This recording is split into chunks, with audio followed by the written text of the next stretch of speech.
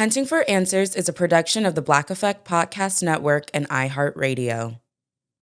Welcome to Hunting for Answers, a true crime podcast. I'm your host, Hunter, and today we're highlighting a case from Hickory, North Carolina. The summer of 1992. On July 3rd, a 13-year-old girl is last seen at her mother's home, and then she's gone.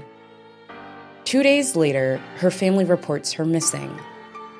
3 weeks after that, on July 28th, someone makes a horrifying discovery near Brookford Dam, along the Hickory River system in Catawba County. A body, partially buried in a log jam and river debris, face down, found partially nude. What followed were disputed and incomplete case records, missing evidence, and decades without answers. This is the story of Isis Dee Dee Dawkins.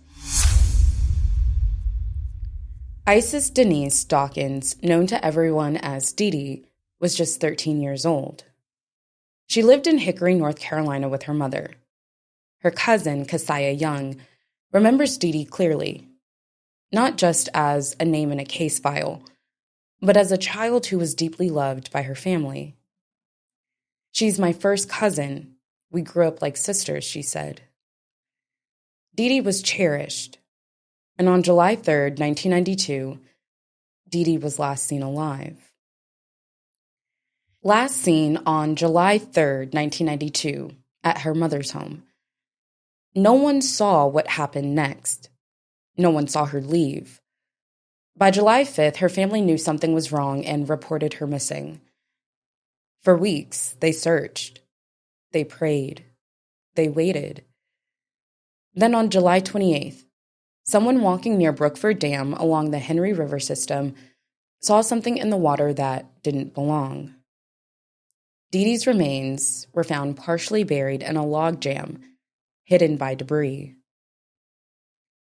It took more than 2 weeks for authorities to identify the remains. On August 14th, 1992, the family received the news they had been dreading. It was Dee Dee. Investigators have described the case as a rape and homicide. Based on the investigation, authorities believe Dee Dee was assaulted and killed before her remains were placed in the river. Her remains were found in an advanced state of decomposition. The investigation was handled by multiple agencies, including the Catawba County Sheriff's Office and the North Carolina State Bureau of Investigation. But from the very beginning, Dee Dee's family says something was wrong. Stephanie Young, Keziah's wife, who knew Dee Dee at the time she disappeared, has said the family felt Dee Dee was not being treated like a child, and that from the very start, the tone of the investigation felt different. Stephanie has also said it felt as if Dee Dee was seen as a throwaway. Loved ones believe Dee Dee was judged, and that those judgments affected how her case was handled. Stephanie calls Dee Dee the town's dirty little secret. As years passed, leads dried up, tips slowed, and the case grew cold. By 2001, records and reporting suggest the case had been marked closed or gone inactive. But Dee Dee's loved ones kept pushing for answers. They put up banners in an effort to generate new leads and force the community to remember. In 2023, Brookford Police Chief Willie Armstrong announced he was reopening Dee Dee's case. Brookford is a small town of about 400 residents. Armstrong said he believed someone in the community knew something, and that fear had kept them from coming forward. For the first time in decades, Dee Dee's family felt hope. Then came a devastating discovery. Key evidence from 1992, including the shoe found with Dee Dee's remains, was missing. Reviews in 2018 and 2024 could not locate it. There was no record the shoe was ever properly logged into evidence. No paper trail, no documentation. Armstrong called the original investigation deeply flawed. In October of 2024, Brookford Police Chief Willie Armstrong interviewed a man named Willie Crooks, a person of interest in Dee Dee's case.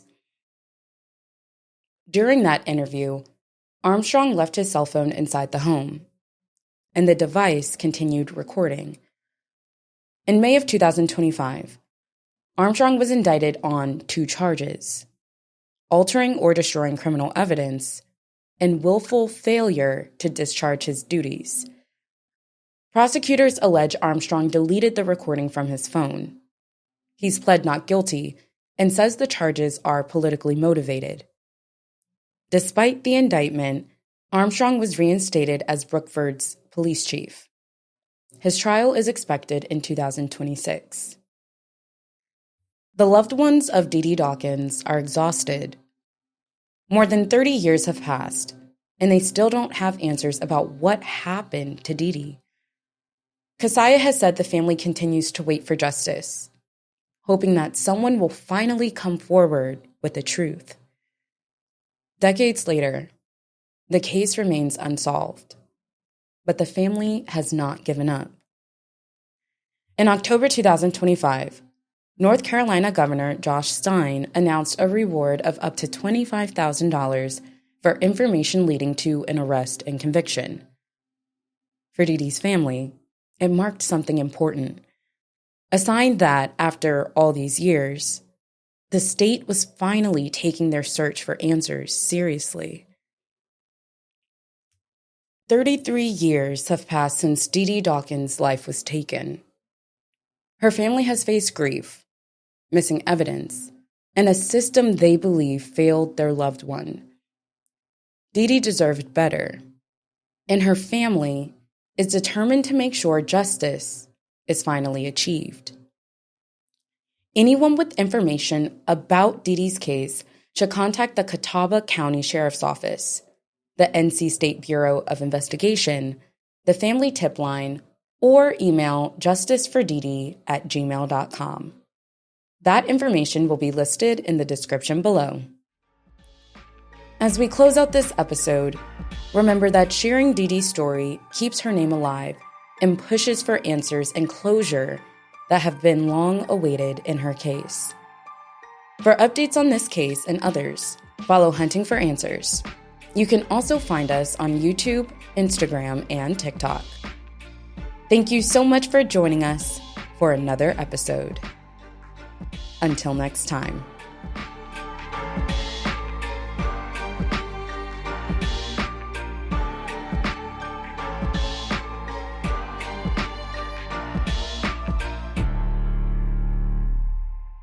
Hunting for Answers is a production of the Black Effect Podcast Network. For more podcasts from the Black Effect Podcast Network, visit the iHeartRadio app, Apple Podcasts, or wherever you listen to your favorite shows.